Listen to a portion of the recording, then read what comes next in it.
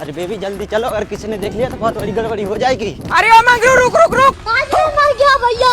ये किसकी बेटी लेके भाग रहा है तू? अरे यार मैं इसे क्या ही बताऊं, मैं इसी की बेटी को लेके भाग रहा हूँ।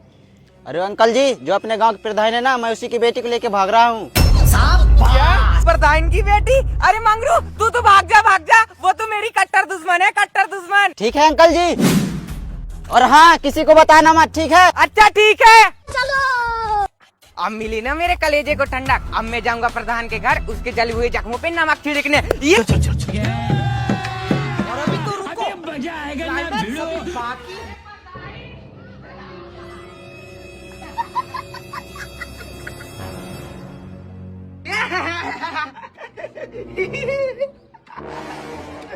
अरे भाई साहब हुआ क्या है और तुम ऐसे हंस क्यों रहे हो? अरे भाई साहब बताओगे भी हुआ क्या है और तुम ऐसे हंस क्यों रहे हो? क्यों रे प्रधान, क्या बोल रही थी तू उस दिन कि मेरी बेटी तेरी बेटी से भी ज्यादा सुंदर है? भाई साहब बोल तो रही थी।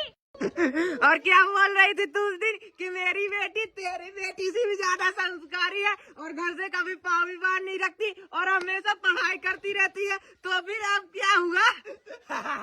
अरे भाई साहब हुआ क्या और तुम मेरी बेटी के बारे में ऐसा क्यों बोल रहे हो? साफ साफ बताओ ना हुआ क्या? और क्या बोल रही थी तू कि मैं अपनी बेटी की शादी तेरे बेटे के साथ कभी नहीं करूँगी? हाँ भाई साहब बोल तो रही थी।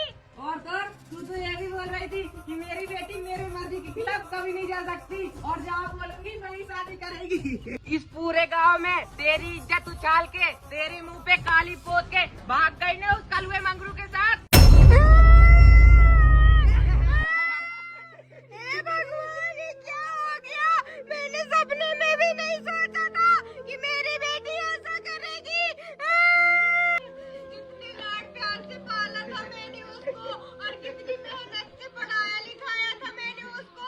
उसने मेरे सारे सपनों पे चकनाचूर कर दिया और मैंने कितने सपने सजाए थे कि उसकी शादी में हार दूंगी और उसे 9 लाख का हार दूंगी। ए भगवान तूने क्या कर दिया मेरे साथ?